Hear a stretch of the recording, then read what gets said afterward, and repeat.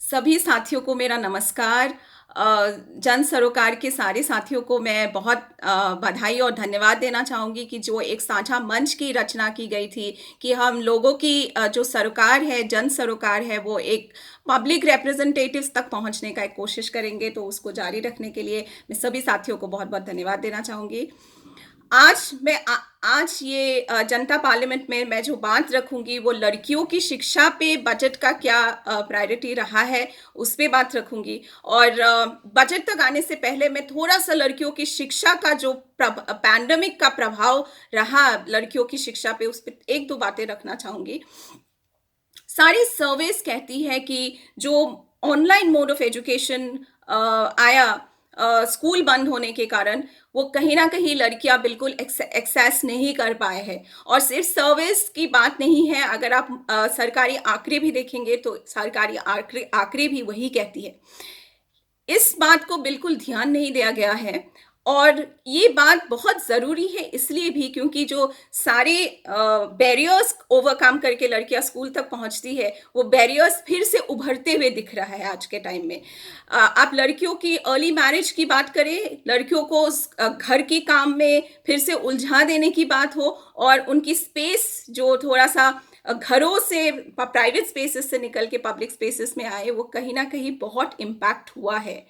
तीसरी बात, जो लॉस ऑफ लाइवलीहुड पेरेंट्स का हुआ है, लॉस ऑफ इनकम हुआ है, यहाँ अनएम्प्लॉयमेंट, मैसिव अनएम्प्लॉयमेंट के दौर से कंट्री गुजर रही है, उस पर भी लड़कियों की शिक्षा पे बहुत इम्पैक्ट पड़ा है। इन सारे वास्तविकता, ये सारी रियलिटीज से जो हमारी लड़कियां अपनी जिंदगी जी रही हैं आज के दिन में, उसका बिल्कुल यूनियन बजट का दिशा अलग है। बजट स्कूली शिक्षा पे ही कटौती कर रही है। बजट कट्स 5,000 करोड़ स्कूली शिक्षा पे ही हुआ। दूसरी बात, जो लड़कियों की शिक्षा सेकेंडरी एजुकेशन में हम देखते हैं कि बहुत ही घट जाता है। बजट उसको आगे बढ़ाने के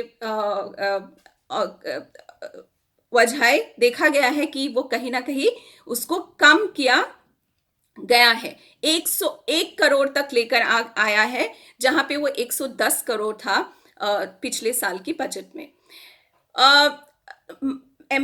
मिड डे मील, हम सब जानते हैं कि न्यूट्रिशन कितनी ज़रूरी है पढ़ाई के लिए और फिजिकल जो डेवलपमेंट है लड़कियों के लिए, उसके लिए। लेकिन जो थोड़ा इंक्रीज भी दिखाया गया है एमडीएम में, वो भी अगर हम रिवाइज बजट के कंपैरिजन में देखेंगे तब अब देखेंगे कि वो 10% कम होके ही बजट में आया है।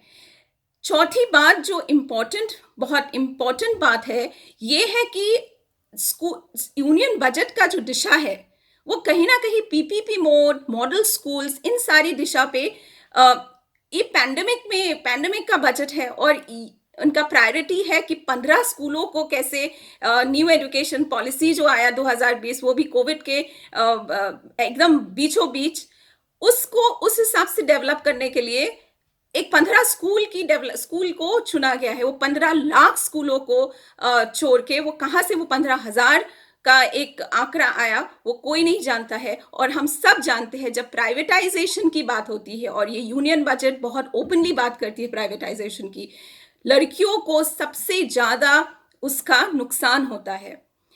न्यू एजुकेशन पॉलिसी की हम जब बात करेंगे, जेंडर इंक्लूसिव फंड की एक बात हुई थी, लेकिन अब बजट में वो जेंडर इंक्लूसिव फंड कहाँ है? हमारी लड़कियां ये पूछ रही है कि वो जेंडर इंक्लूसिव फंड कहाँ है, किसके लिए है, और उसका क्या डायरेक्शन है। ये बजट कहीं ना कहीं जो आज की समस्या है, जो आज की कंसर्न्स है और सरोकार है हमारी लड़कियों का, वो कहीं ना कहीं बिल्कुल उसको नज़रअंदाज कर चुके हैं।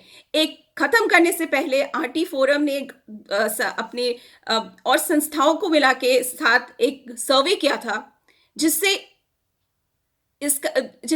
ये पता चला कि 11% ही जो स्टूडेंट्स है जो सर्वे किया गया था, उसमें सिर्फ 11% बच्चे डिस्टेंस एजुकेशन मोड को एक्सेस कर पाए। और 37% उस सर्वे के दौरान पता चला, 37% लड़कियां डर रही है कि वो फिर से स्कूल आ पाएगी कि नहीं, या स्कूल फिर से खुलेगा कि नहीं। तो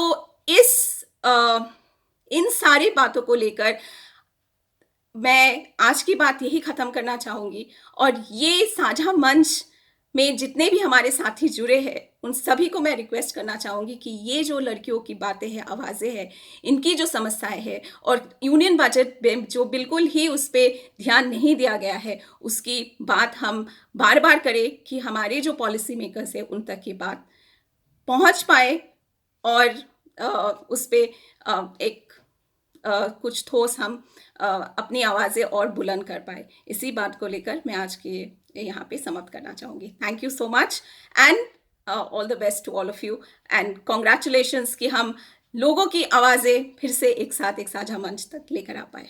बहुत-बहुत धन्यवाद सभी को।